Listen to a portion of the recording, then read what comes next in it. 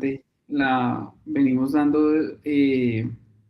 o digamos, la viene siendo un tema de interés para todos los neurocirujanos de más o menos unos 10, 15 años para acá. Incluso en el mundo se viene hablando de balance sagital desde hace más tiempo, desde los 80s.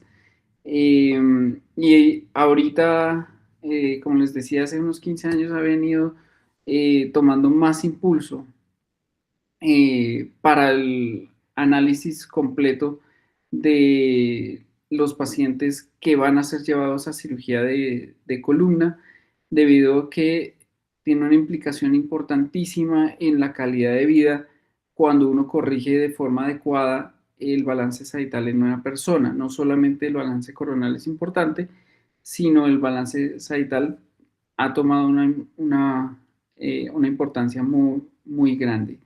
Entonces, por eso nosotros como neurocirujanos tenemos que saber cómo medirlo, de dónde viene todo esto y eh, cómo planear nuestras cirugías con base en estos parámetros.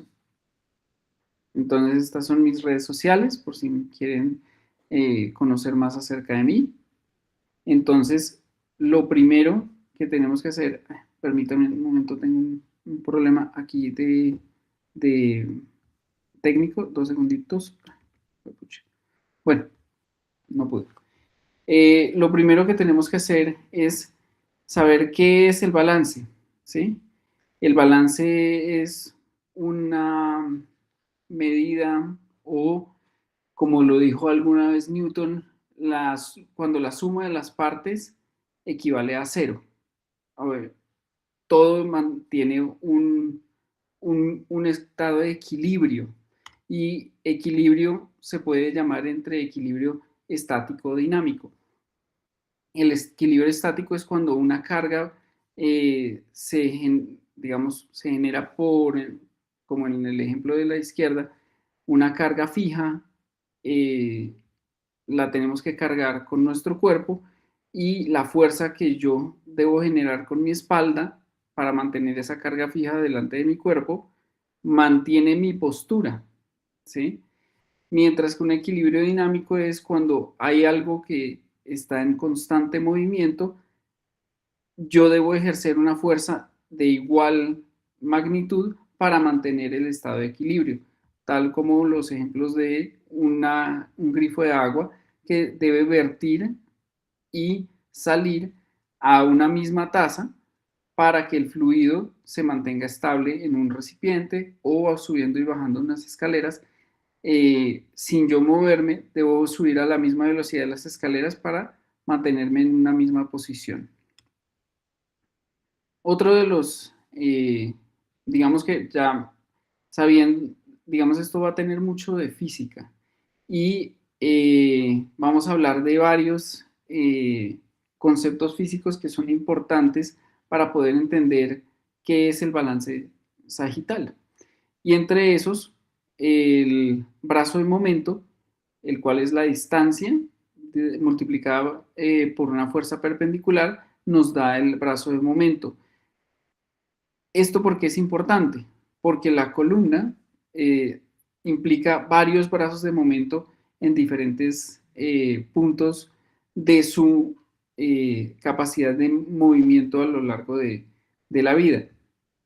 Este brazo de momento, además, siempre va a requerir un pivote o un fulcro por el cual se gira la carga, y este brazo de momento generalmente siempre es perpendicular a la distancia entre la línea de acción y el centro del movimiento, que es el fulcro.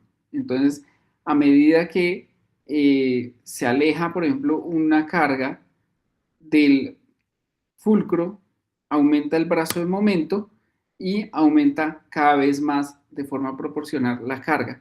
Esto que nos permite transformar una fuerza direccional en una rotación. Esto es muy importante en la columna. ¿Cómo se aplica en el cuerpo? Como les estaba diciendo, por mecanismos de palanca. Hay redirección de la fuerza y multiplicación de esta a través de la contracción muscular, el movimiento de los huesos a lo largo de un eje que puede ser una articulación, el centro de gravedad o un eje instantáneo de rotación que sería nuestro fulcro. En este caso, por ejemplo, la columna tiene diferentes distancias, ¿sí? Brazos de momento, con respecto a nuestro fulcro, que es el eje instantáneo de rotación de la columna, que generalmente está entre la unión de los 2/3 anteriores y los 2/3 posteriores del cuerpo vertebral, o el tercio posterior del cuerpo vertebral. Y a medida que se cambia el brazo de momento con respecto a los diferentes ligamentos, vamos a tener una fuerza mayor o menor ejercida sobre cada uno de estos ligamentos. Es muy importante saber esto para la estabilidad espinal. Y digamos que esto es un ejemplo donde nuestro brazo o antebrazo van a formar un brazo de momento a lo largo de un eje de rotación para poder flejar el bíceps y poder hacer o levantar una mancuerna en un curl femoral, en un curl bicipital, perdón.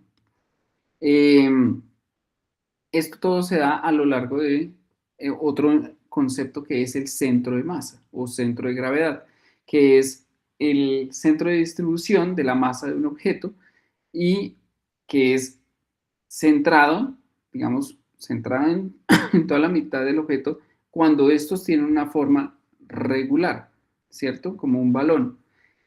Pero el centro de masa depende de la densidad y de la forma del objeto en objetos irregulares, como por ejemplo la columna vertebral. El eje depende de la forma del objeto y su densidad. Esto va cambiando a lo largo de la vida en la columna vertebral y hay que tener en cuenta que el movimiento del objeto depende de qué tan cercana se aplica la fuerza en relación al centro de masa, ¿sí? Todo devuelve al eje instantáneo de rotación.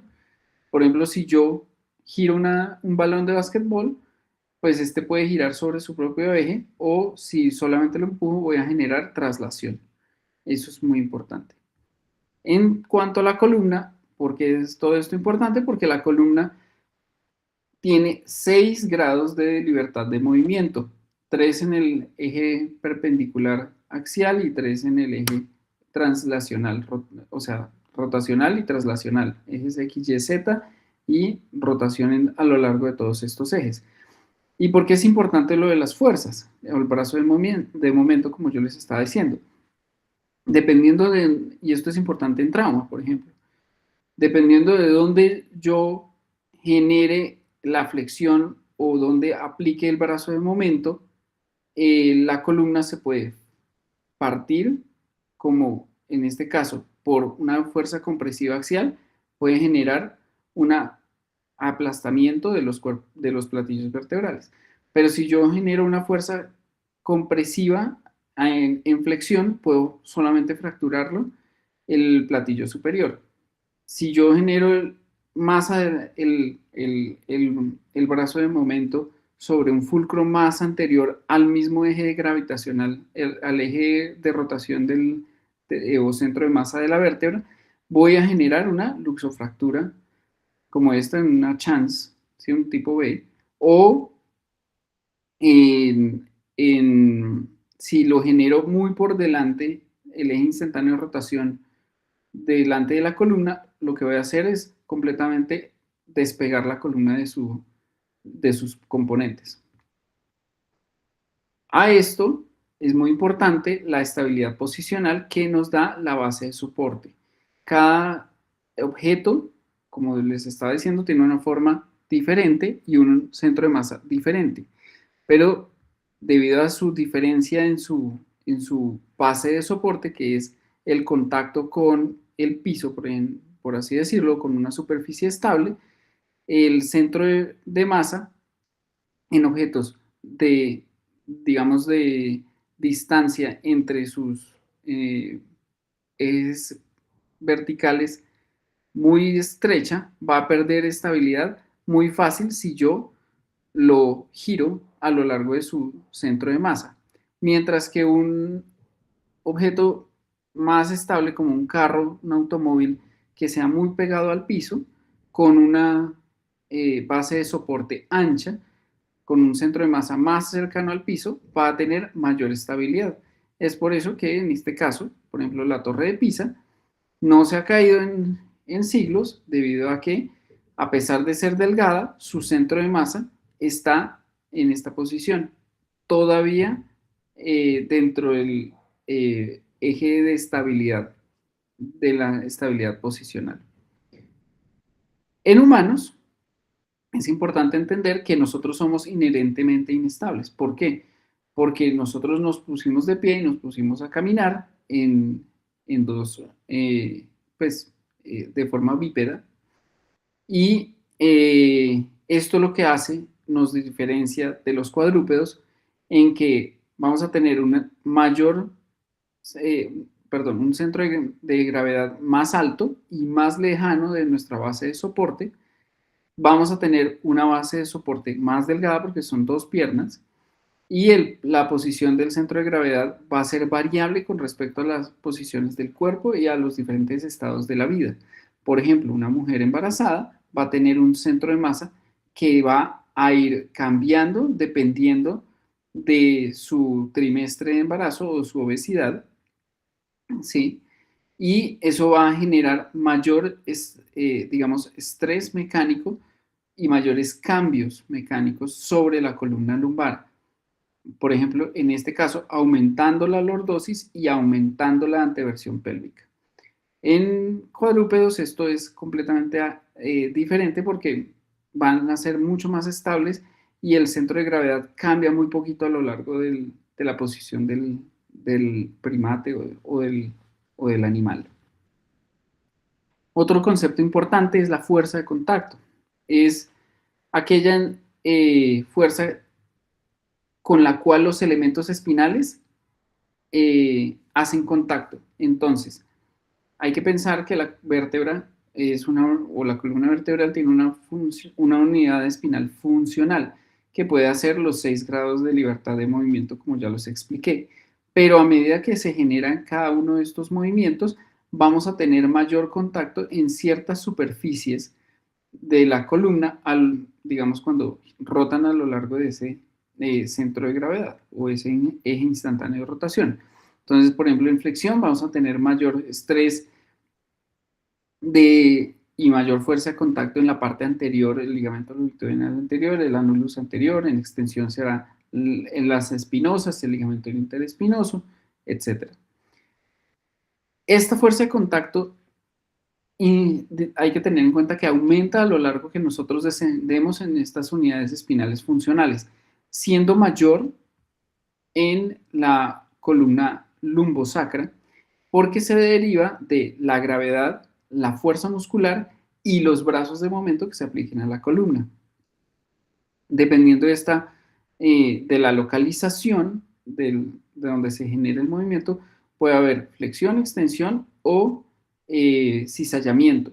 Y estas son lo que va a nosotros a explicarnos porque vamos a tener cifosis, lordosis o casos de espondilolistesis, ¿sí? Y cómo aplicamos el brazo de momento a la clínica o a la vida real, ¿sí?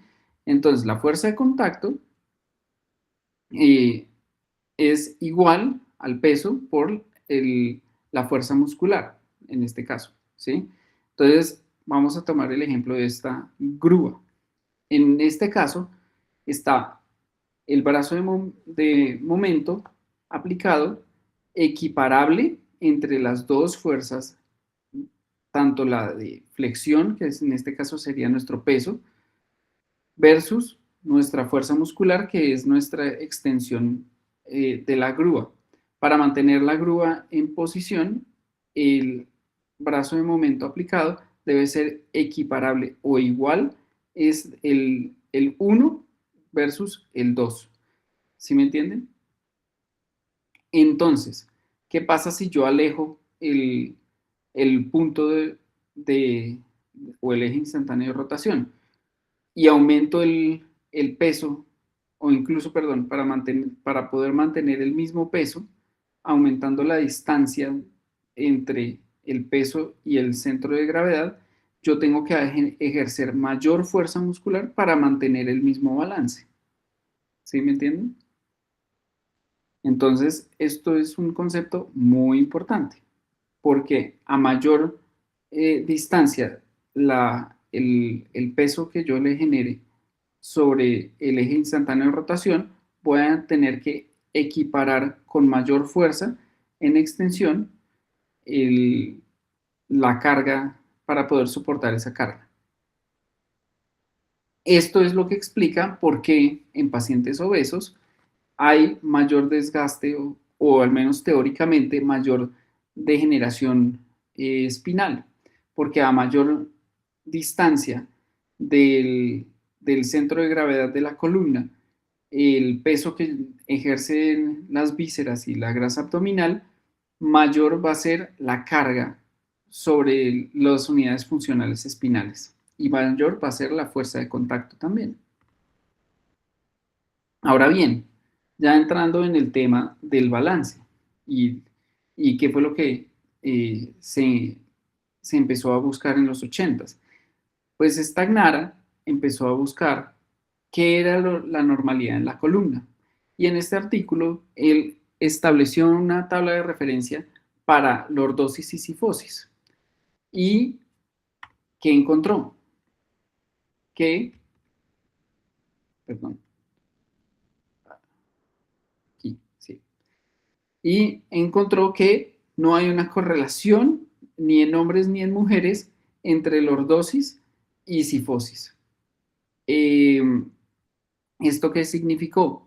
Que cada persona tiene una fisionomía única y por ende recomendó que no debíamos los cirujanos caer en el complejo de Procustro, donde a un mismo martillo o una misma cama nosotros tenemos que doblar o enderezar nuestros pacientes.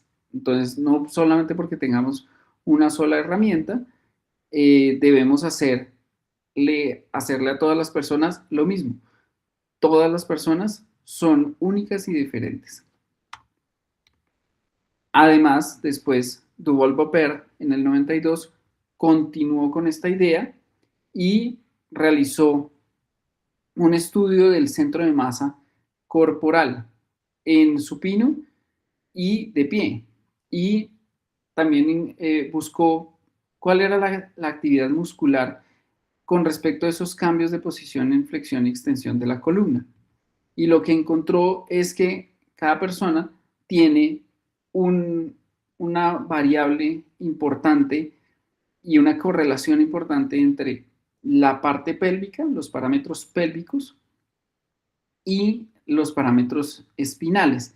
Y encontró algo muy importante que es la incidencia pélvica. La incidencia pélvica, ya más adelante lo vamos a ver, pero es una variable diferencial en cada una de las personas que estudió y se determinó que esta incidencia pélvica, que es el ángulo que se genera entre los 90 grados del platillo superior del sacro y el centroide de la pelvis, esto es una variable diferencial para poder determinar más adelante la lordosis lumbar. Y cada persona tiene una incidencia pélvica diferente, muy, muy de la mano con lo que encontró Stagnara 10 años antes.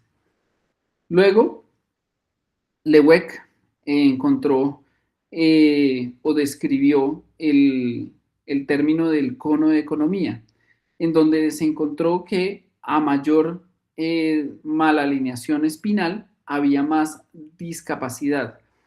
Y por esto la discapacidad, para evitar la discapacidad del cuerpo, trataba de compensar la deformidad espinal mediante mecanismos compensatorios a lo largo de la vida, y todo aquello que se desviara de la zona neutra, digamos, aumentaba el consumo de energía, muy de acuerdo con el concepto que ya les expliqué del brazo de momento aplicado.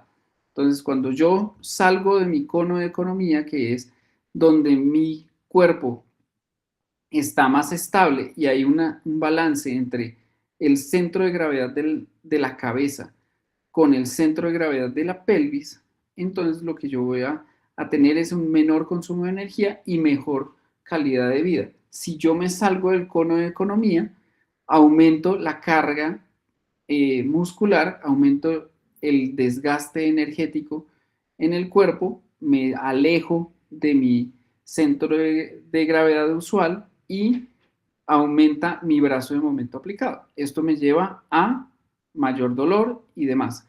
¿Cómo hago para compensarlo? Pues hago lo que les estoy mostrando acá, que es reducción, aumento la sifosis, trato de hacer retrolistesis, hiperextensión de la columna, hago retroversión pélvica, flexión de las rodillas y extensión de los tobillos.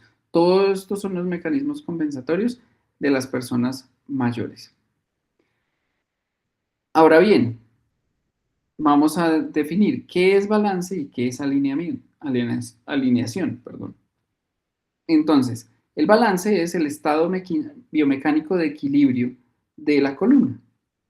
Puede ser dinámico o estático, como lo vimos inicialmente, y el balance espinal permite que se contrarreste la gravedad, mantener el centro de gravedad del cuerpo sobre la base de soporte, que son nuestras piernas y idealmente nuestra pelvis, ¿sí?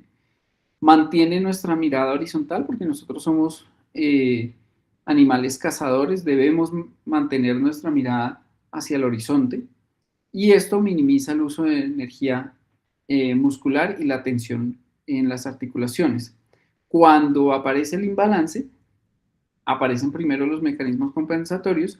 Si estos empiezan a fallar, aparece el dolor, luego la fatiga y finalmente la deformidad, que es cuando ya la compensación no es suficiente. Y esta es nuestra progresión. Ahora bien, ¿qué es la alineación? La alineación es una relación geométrica y espacial de las diferentes partes del cuerpo y los segmentos espinales. La buena alineación facilita de forma indirecta, porque no podemos medir las fuerzas, pero facilita el balance de fuerzas a lo largo del cuerpo y nos mantiene en ese cono de economía. ¿Cómo se mide? A través de ángulos, distancias y posición relativa de diferentes estructuras. ¿Cómo lo evaluamos generalmente? A través de rayos X. Y esta lo que nos da es una aproximación al balance en un estado específico que generalmente va a ser en paciente en bipedestación. Ahora bien, ¿cómo evaluamos los parámetros en el plano sagital? Hay parámetros cervicales, pélvicos, espinales, globales y una morfología sagital diferente según la característica de cada uno de nuestros pacientes. Entonces vamos a empezar con los parámetros pélvicos, que son los más importantes, y como ya les estaba diciendo, la incidencia pélvica es una variable no variable, por así decirlo, perdón, una medida no variable, perdón, de la pelvis con respecto a la columna. ¿Y cómo se mide? Uno toma una línea que sea paralela al platillo superior de C1 hasta la mitad, hasta el centro de C1. Y de ahí mide unos 90 grados. Esos 90 grados se hacen una angulación con el centro o el centroide de las caderas, ¿sí? O digamos, de los fémures, ¿sí? De la cabeza del fémur. Y este ángulo es la incidencia pélvica. Esta variable no cambia después de que uno llega a la adultez y la madurez ósea. Puede ser variable en personas más jóvenes y con huesos flexibles o que incluso no han tenido desarrollo óseo completo, pero Una vez uno llega entre los 18 y 20 años, esta variable ya no se modifica para la vida. Y esto nos permite acoplar o, digamos, anclar nuestra alineación espinal a esa incidencia pélvica. Lo otro es el sacral slope o angulación del sacro, y es directamente proporcional a la lordosis, y es un ángulo que se da entre el platillo superior de S1 y una paralela al piso, lo cual nos da un ángulo que puede ser variable y es proporcional a la lordosis.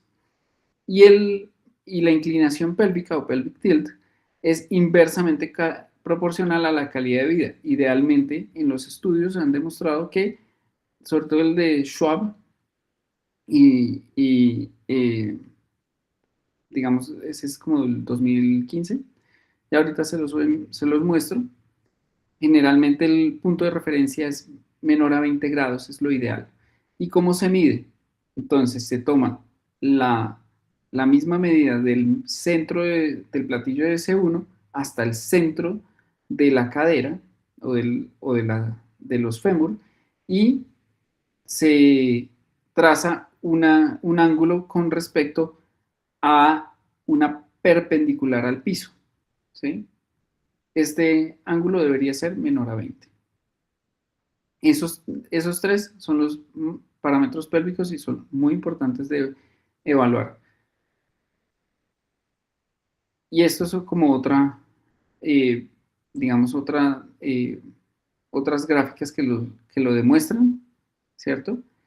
Lo más importante es que cada vez que lo calculen, la incidencia pélvica siempre debe ser igual, la incidencia pélvica siempre debe ser igual a la sumatoria de la inclinación pélvica y la inclinación sacra.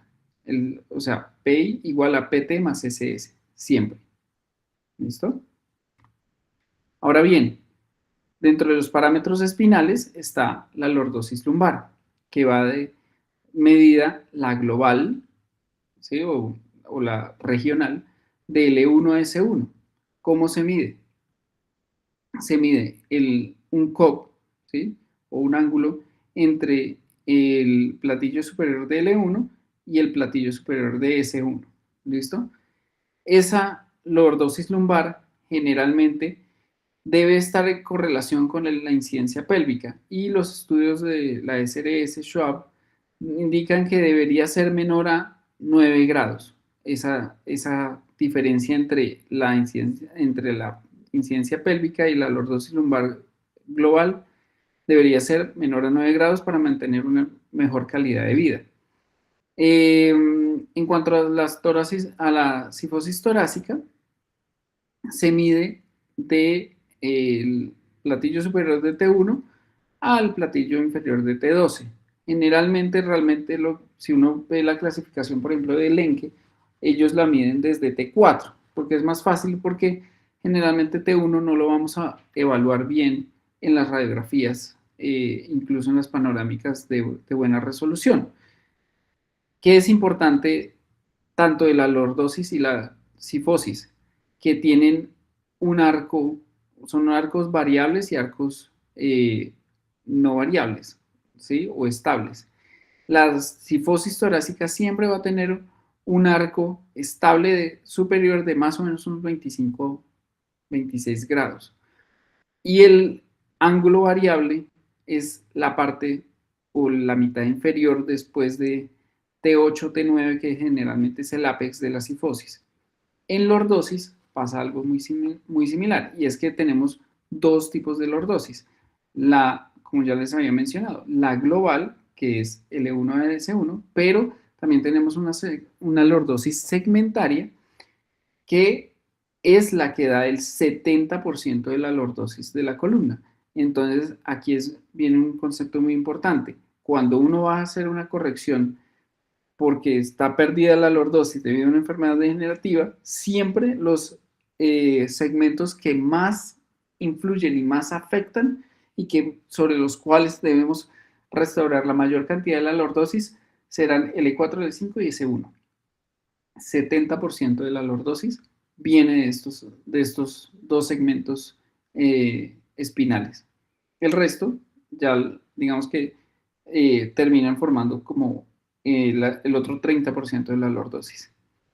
Otros ángulos importantes es el ángulo occipital C2, la lordosis C2, C7 y el C7 slope, que es la angulación entre el platillo superior de C7 y una paralela al piso. Todos estos son importantes como parámetros cervicales, para más adelante tocar en una próxima charla. Yo creo cuando veamos casos de corrección. Estos ángulos, digamos que lo que nos van a permitir es definir cuál es la mejor vía de tratamiento de nuestros pacientes. ¿Sí? ¿Para qué? Para poder evaluar si nuestro paciente va a corregir más la lordosis con una vía anterior o es mejor con una vía posterior, o si se necesita incluir la unión cráneo-cervical dentro de nuestra construcción, o si el problema es solamente subaxial. Entonces, ¿cómo se miden los ángulos? El ángulo occipito-cervical se mide el platillo inferior de C2 con respecto a la línea de MacGregor, y el ángulo C1, C2 es el platillo, pues si se puede llamar platillo entre comillas, realmente es el tubérculo anterior de C1 con respecto al platillo inferior de C2. Y el C2, C7, que es muy importante, es platillo inferior de C2, platillo inferior de C7. Con eso, ahí uno puede más o menos indicarse. El C7 slope, como les decía, la línea horizontal, que es paralela al piso, con el platillo superior de C7.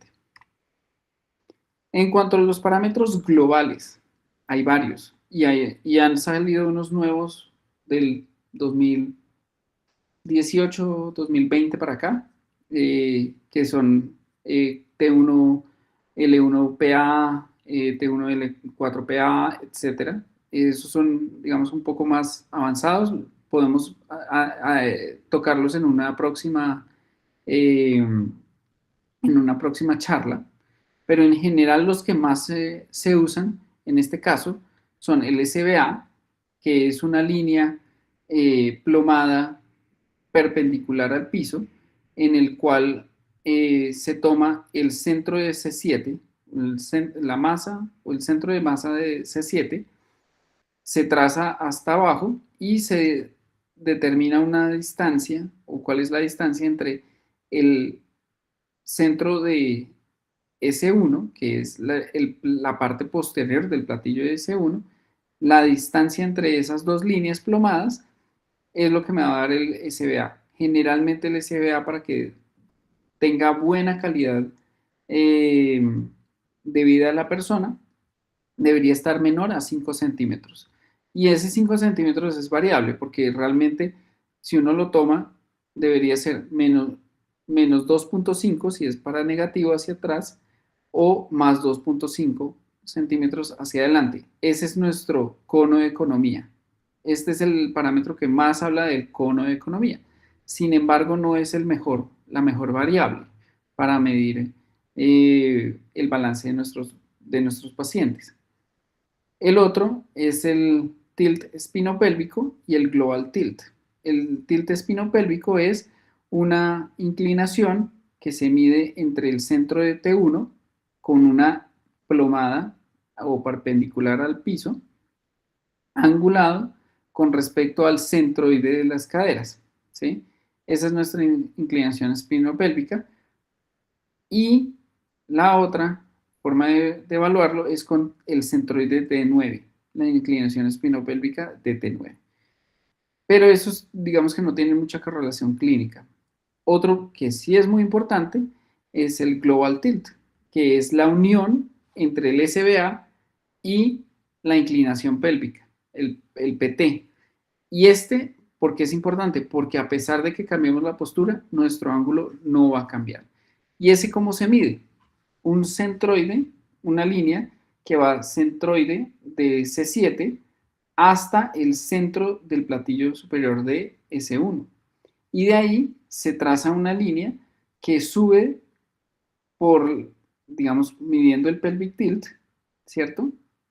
Sube la angulación pasando por el centro de S1, y esa angulación entre el pelvic tilt y la línea que baja de S7 es lo que nos va a dar el global tilt. Es muy importante este parámetro para medirlo en todos nuestros pacientes. ¿Por qué?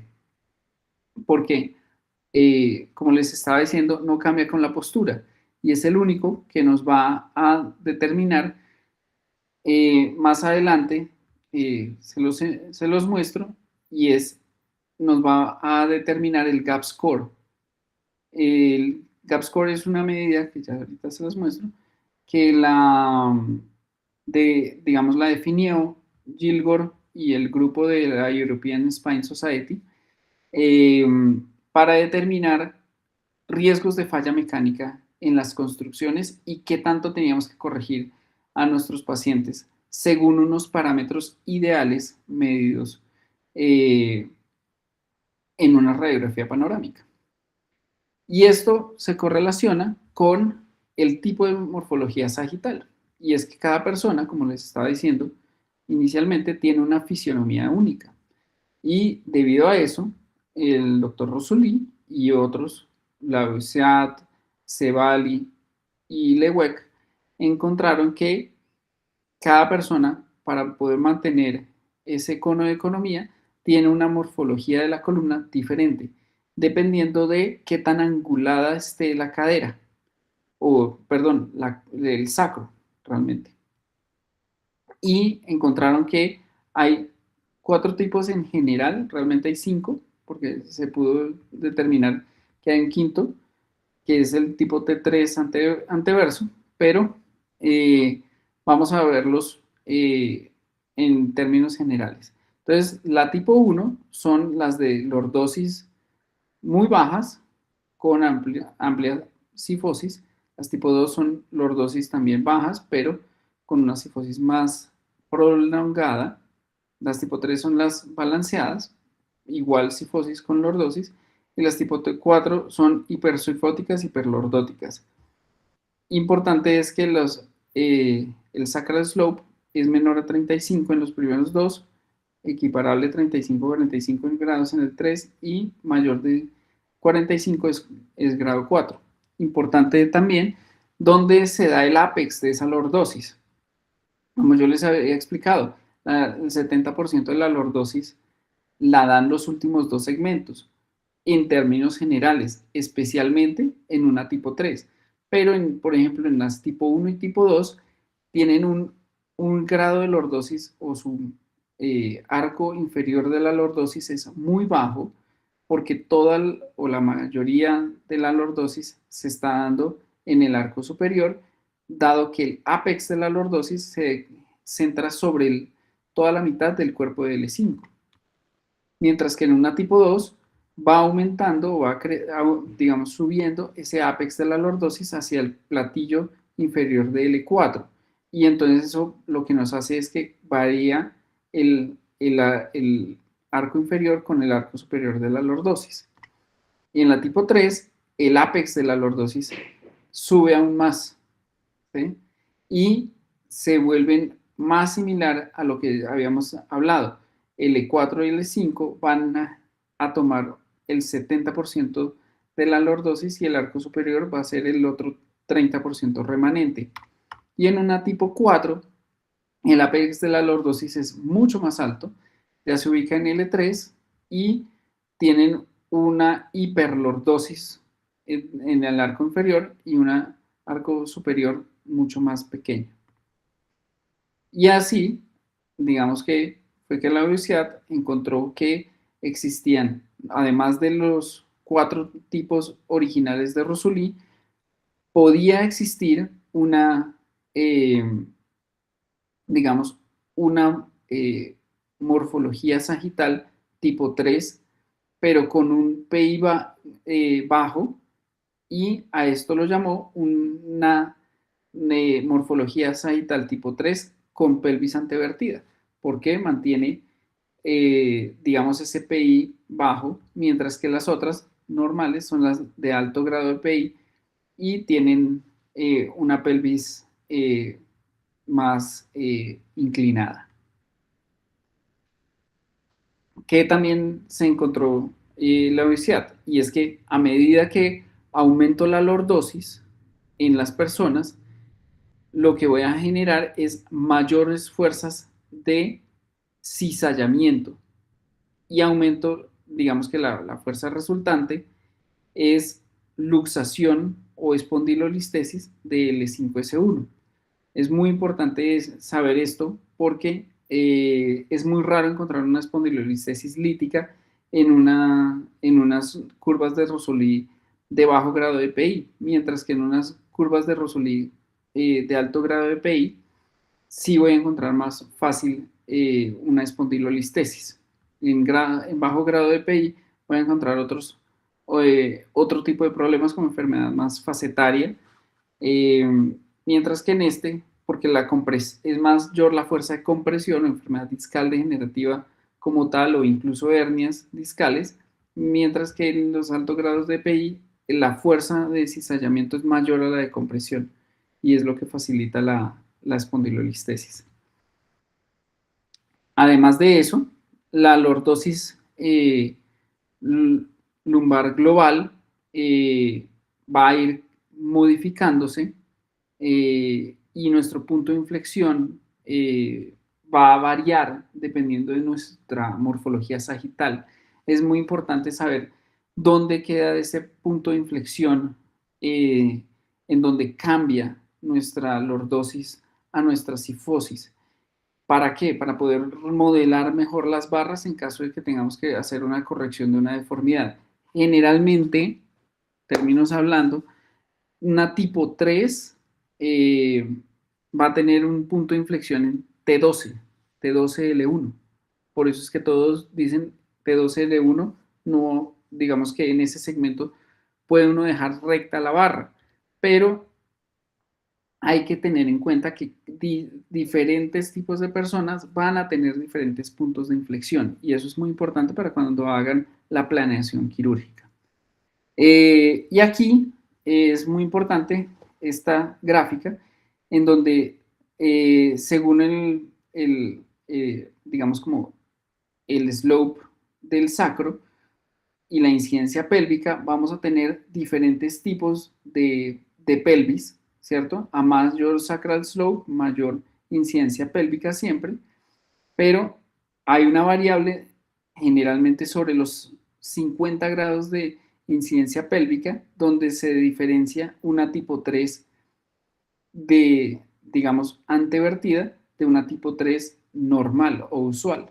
Nuestro punto de referencia va a ser una incidencia pélvica de 50 para definir si es alto o bajo grado de PI. Y según el envejecimiento, cada tipo de morfología va a envejecer de forma diferente. Entonces, una tipo 1, que tiene una lordosis lumbar muy corta y un punto de inflexión muy bajo, entre L2 y L3, hay que tener eso en cuenta, van a envejecer a un tipo 1 acentuado, donde digamos que se empieza a rotar la columna sobre ese punto de inflexión y aumenta la cifosis torácica. Y finalmente, cuando ya se envejecen los discos, digamos que el 3, 4, 4, 5 y 5, 1, mucho, se pierde esa lordosis, esa capacidad de lordosis, lo que vamos a tener es una cifosis global con bajo PI, o sea, un PI menor a 50 grados. Una tipo 2, digamos que tiene un punto de inflexión más alto, ¿no? Ya lo tenemos en el platillo superior de L1. Y a medida que envejecen estos pacientes van a tener diferentes morfologías. Por ejemplo, una tipo 2 retrovertida con cifosis o parece una eh, tipo 1 pero con cifosis mayor marcada, pues más marcada, o una cifosis lumbar y finalmente terminan en una cifosis global, dependiendo de cómo va compensando a lo largo de la vida esta persona los cambios degenerativos. Una tipo 3, por ejemplo, ya tenemos como les estaba explicando antes, el punto de inflexión es T12L1, generalmente la mitad de T12, ¿cierto? Y tenemos igual balanceada nuestra cifosis con nuestra lordosis. Entonces, cuando va envejeciendo, vamos a tener un tipo 3 balanceado que luego pasa a una tipo 2 falsamente retrovertida, ¿cierto? Digamos que se empieza a perder ese balance o esa diferenciación entre cifosis y lordosis, se empieza a bajar el punto de inflexión de la columna. Luego pasamos a un falso tipo 2 con una cifosis torácica y finalmente terminamos en una cifosis global con un alto PI, que eso es raro. O sea, ahí cuando ustedes lo ven, un alto PI, pero con cifosis global, piensen que era una tipo 3 que se, que se envejeció. Y finalmente, la tipo 4 es, digamos que le pasa muy similar a la tipo 3, y es que empieza primero balancea con los mecanismos compensatorios, luego pasa a una tipo 3 retrovertida, una tipo 2 falsamente retrovertida, luego la tipo 2 retrovertida más cifosis torácica y finalmente en cifosis global. ¿Cuál es el mensaje de todas estas diapositivas? A medida que uno tiene mayor PI, tiene mayores mecanismos de compensación para poder compensar. Si ustedes se dan cuenta en las primeras, como en la tipo 1, uno no tiene mecanismos de compensación. ¿Por qué? Porque debido a que tiene un bajo PI, tiene una pelvis muy retrovertida de entrada y llega mucho más rápido a una cifosis global versus una tipo 4 que tiene muchos más mecanismos de compensación desde la pelvis que permite compensar y contrarrestar todos esos cambios por mayor tiempo. Ahora bien, los discos también se degeneran con el envejecimiento. ¿Y debido a qué? A la postura en general, a medida que uno eh, digamos, toma diferentes posturas a lo largo del día y de la vida, va a generar mayor presión o porcentaje de presión sobre el ánulus fibroso. Tanto así que, por ejemplo, sentarse en flexión con una carga axial por debajo de las piernas va a generar hasta 275% más de carga con respecto a una postura en decúbito. También los cambios degenerativos corresponden al perfil sagital de la persona, ¿sí? Como ya les expliqué, hay diferentes tipos de morfología y debido a eso hay discos que se degeneran más o menos y dependiendo de la edad, claramente.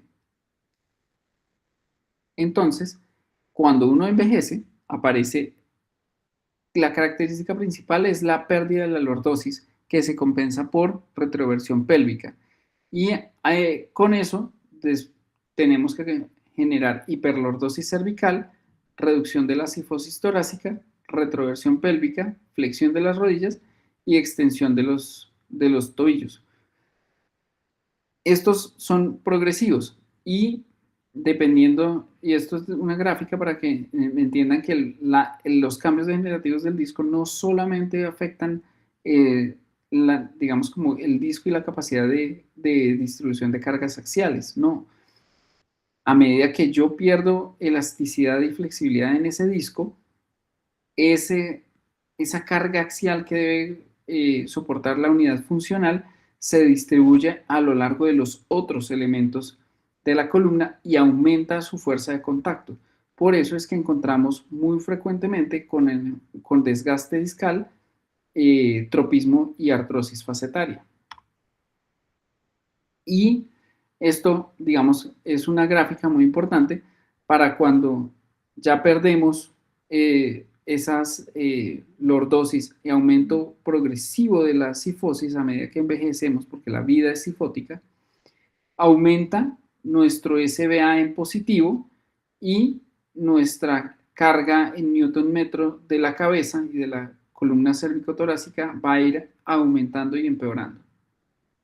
es muy importante también tener en cuenta que mm, digamos que las variables espinopélvicas, la normalidad de las variables espinopélvicas van a ir cambiando con la edad, ¿sí?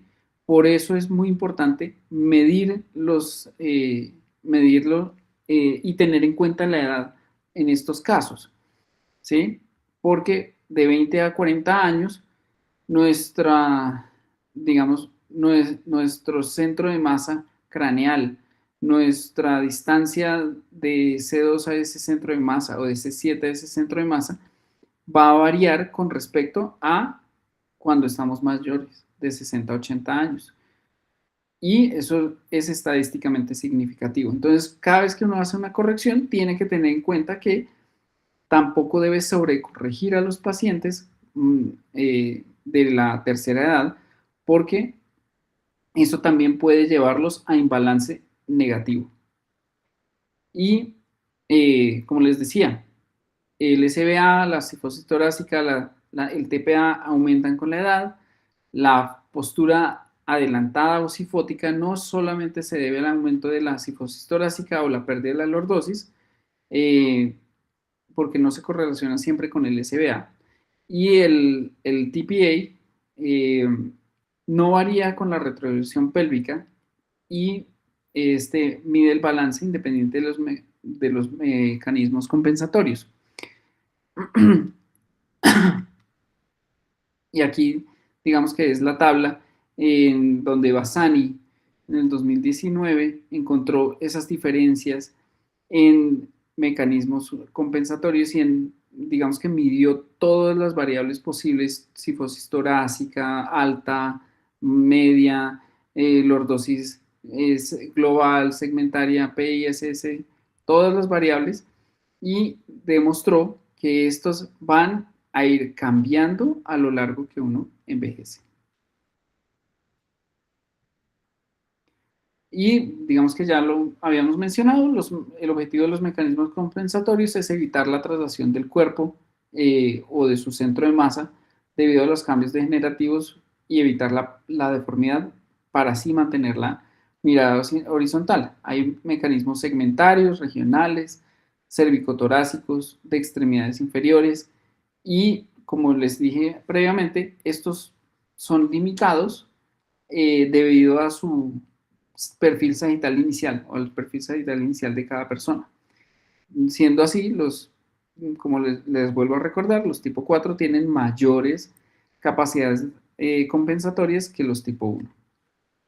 Y aquí lo que les debía, que era el GAP. El GAP score es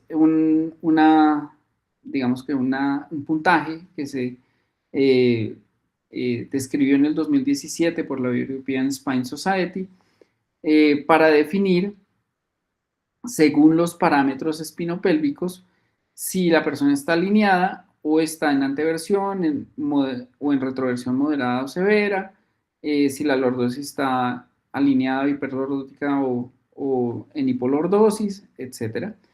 Y digamos que cuando uno mide edad, PI, sacral slope, lordosis regional, lordosis segmentaria y global tilt, que son los puntos que uno evalúa en el GAP score, puede sacar unos puntajes dependiendo de qué tan lejos de lo ideal está esa persona. Y el puntaje varía de 0 a 13. 0 siendo 0 y 2 una columna proporcionada, de 3 a 6 moderadamente desproporcionada y mayor a 7 severamente desproporcionada. ¿Esto qué significa según el estudio? Y es que las columnas proporcionadas tienen tienen un riesgo de falla mecánica menor al 5% eh, en 10 años. Mientras que las moderadamente desproporcionadas ya tienen un riesgo mayor pues, más del 10% y las severamente desproporcionadas 90%.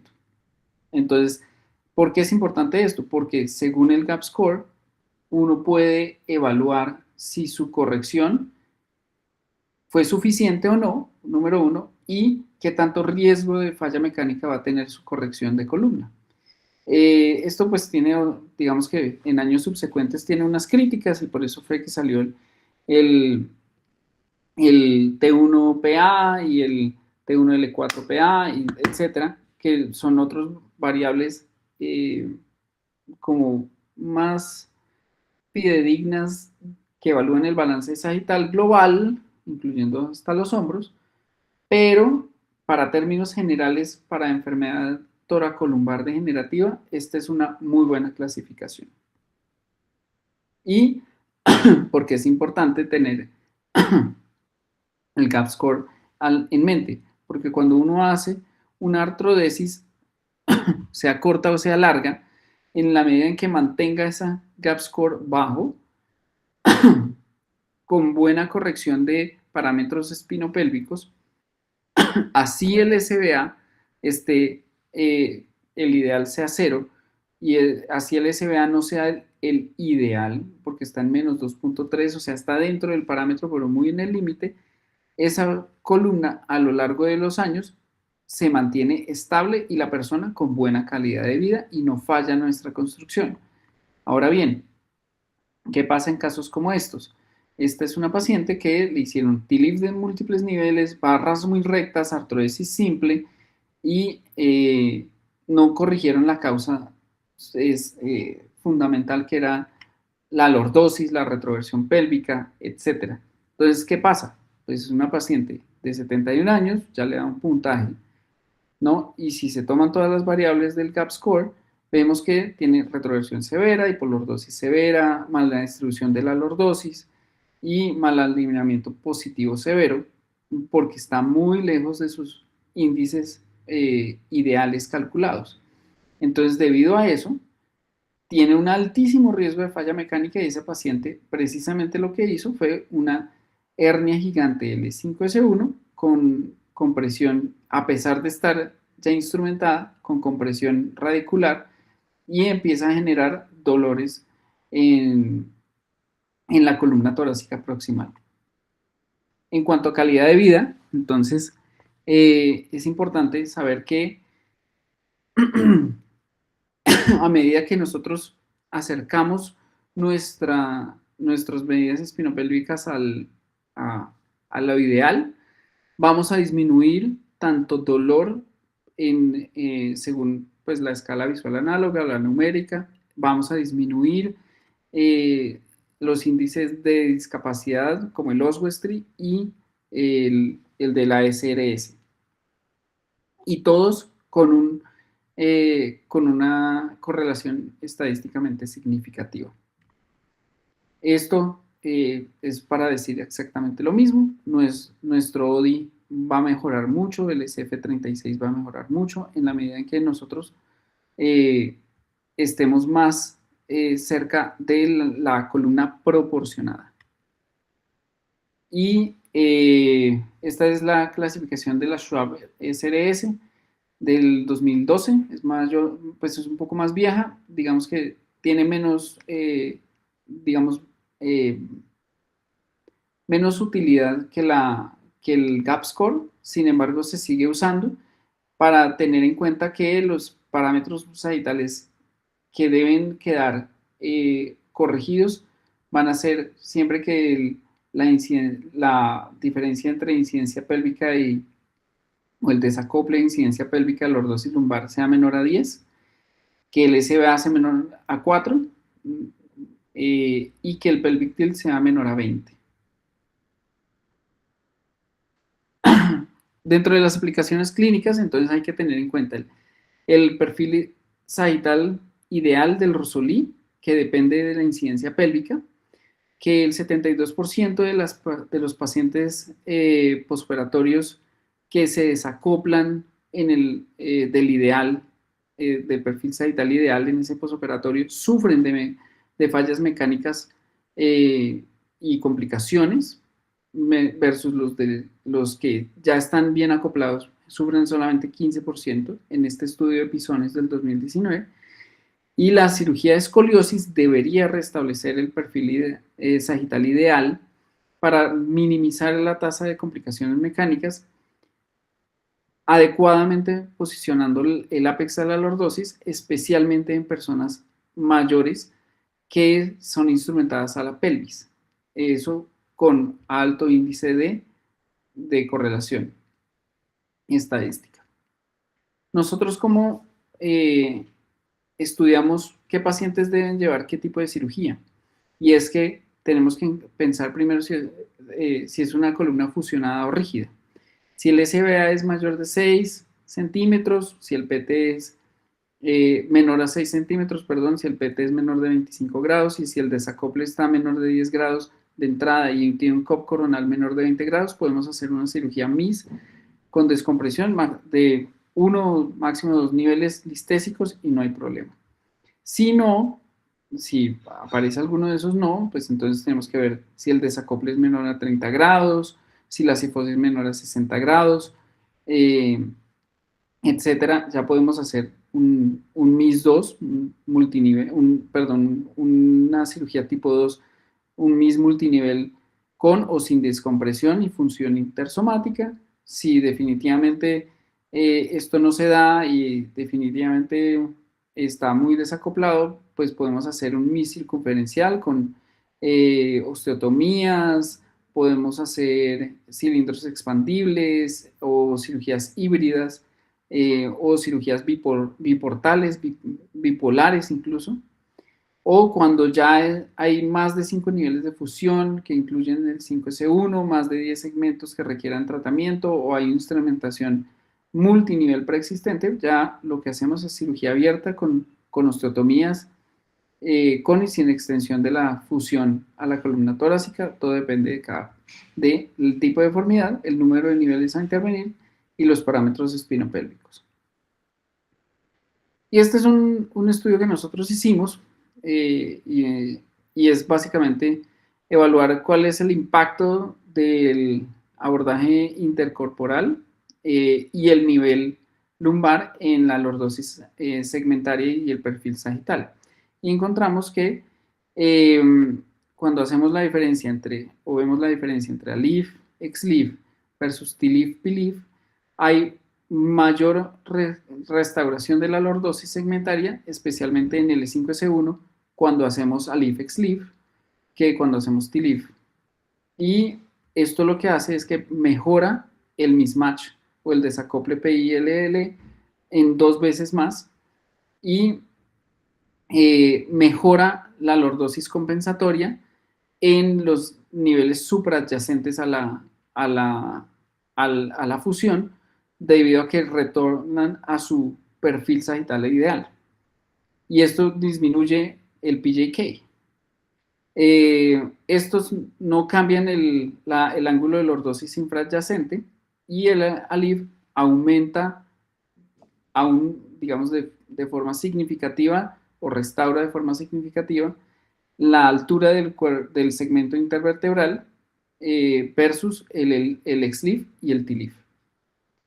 Y el 31% de los pacientes que ya habían sido previamente imbalanceados recuperan su desacople a menos de 10 grados y 83% de los que ya tenían balance mantienen esa alineación. Eso es todo por la charla por ahora. Quisiera escucharlos a ustedes qué dudas tienen, qué comentarios tienen. Bueno, doctor Becerra, muchísimas gracias por esta charla que yo he escuchado bastantes veces en múltiples oportunidades estas medidas y son bien importantes para manejar la enfermedad degenerativa de la columna vertebral.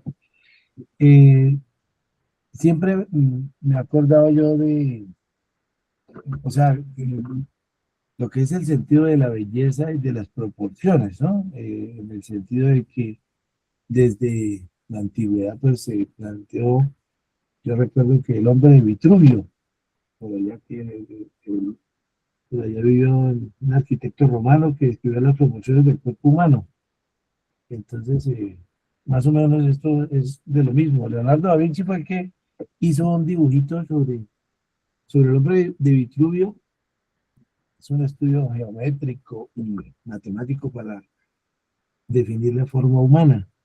y si ustedes recuerdan, es un hombre que está con los brazos extendidos y está como entre un círculo. Entonces, es para decir que todo tiene sus proporciones. Entonces, lo mismo las proporciones de lo que usted mencionó de la columna, pero todo el mundo no es igual.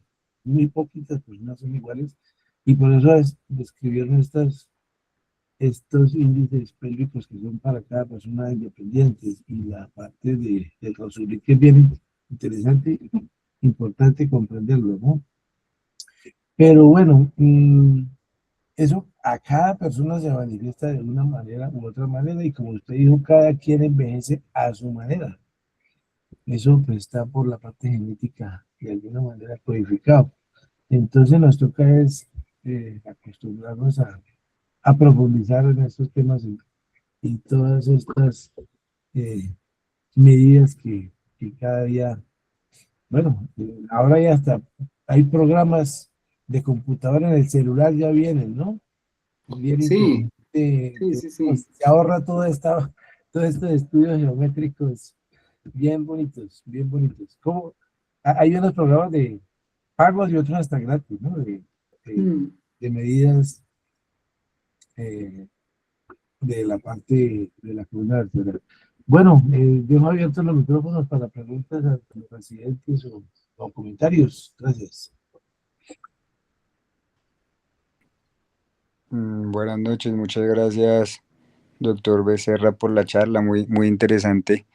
De pronto quisiera preguntar eh, con respecto a la última parte y de mejorar la lordosis lumbar, por ejemplo, sí, como darle mayor, eh, sí, mayor lordosis al constructo, pues su merced nos decía que clásicamente, pues las cajas o las vías anteriores pues han demostrado ser mucho mejores a las posteriores en cuanto a ese punto particular.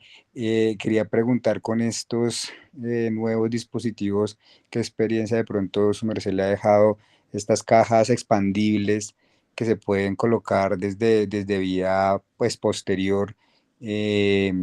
Digamos, que pues más allá del riesgo de pseudoartrosis y todas estas cosas porque no logra coger un buen, digamos, plataforma o no puede, digamos, fijarse bien a todo el diámetro del platillo ni en las zonas más densas del platillo, pero por lo menos sí al expandirse logran recuperar mucho más que una que sea, digamos, no expansible. Entonces, no sé si si haya visto estudios o si haya tenido la oportunidad de tener experiencia con estas cajas expandibles, por ejemplo, colocadas desde T-Leaf, que tanto pudieran ser, competir, por así decirlo, en este punto específico con las cajas de vía anterior.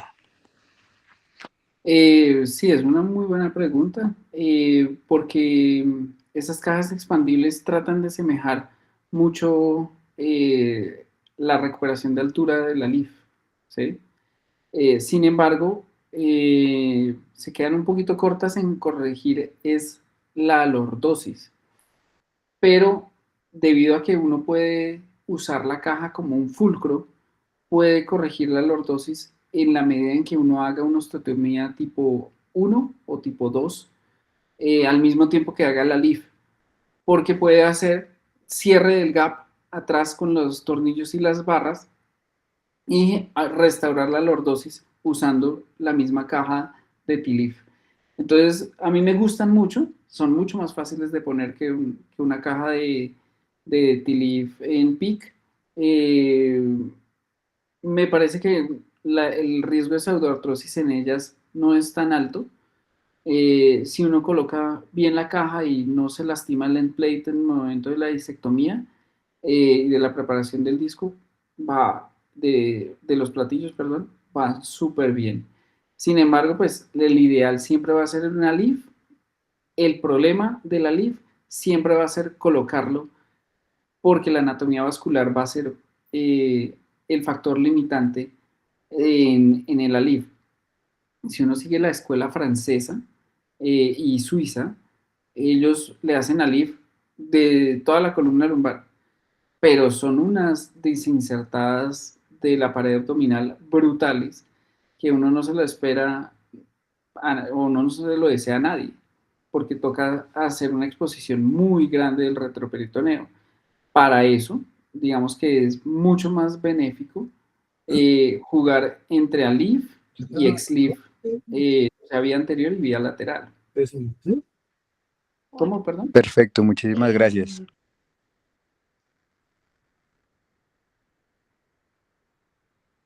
¿Otras preguntas?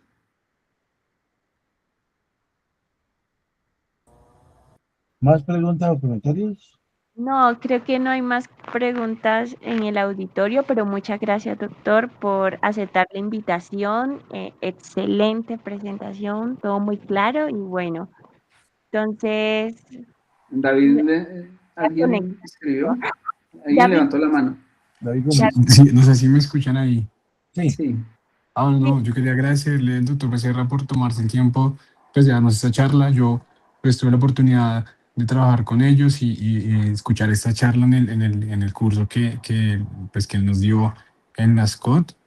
Mm, y adicionalmente yo quería preguntarle si aparte del BISDEF 2, el GAP Score y la clasificación de SWAP, no sé si de pronto en la práctica diaria de ustedes usan el protocolo de Seattle como para saber qué pacientes tienen riesgo de llevar o de hacer un PJK o simplemente pues tienen en cuenta pues la morfología del balance y las clasificaciones que nos comentó para llevar a un paciente a corrección de deformidad. Sí, digamos que nosotros nos basamos más que todo en gap score, porque la mayoría de nuestras artrodesis en columna degenerativa son toracolumbares, máximo vamos hasta T11 ilíacos, la mayoría T11, T10 ilíacos. En casos en donde ya usted necesita subir o hacer una artrodesis biportal, ¿sí? Que nosotros las hacemos mínimamente invasivas, ya podemos usar el protocolo de Seattle, ya podemos incluir los parámetros cervicales, incluso qué tan, digamos, la elevación de un hombro con respecto al otro, con el fin de minimizar el impacto de PJK. Es muy importante restablecer sobre todo el global tilt en esos pacientes, porque es uno de los factores más importantes para evitar ese PJK. Ok, ok.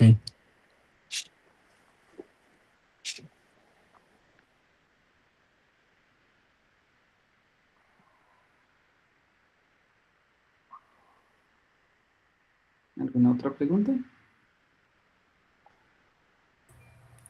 Muchas gracias, doctor Becerra. Doctor Entonces, Arias, muchísimas gracias. Qué gusto volverlo a ver. gracias, sí señora, hace rato no nos veíamos. Muy bien, muchas gracias y damos por concluida la sesión, que descansen. Lo mismo. Buenas noches. Hasta luego, buenas noches. Gracias, feliz noche.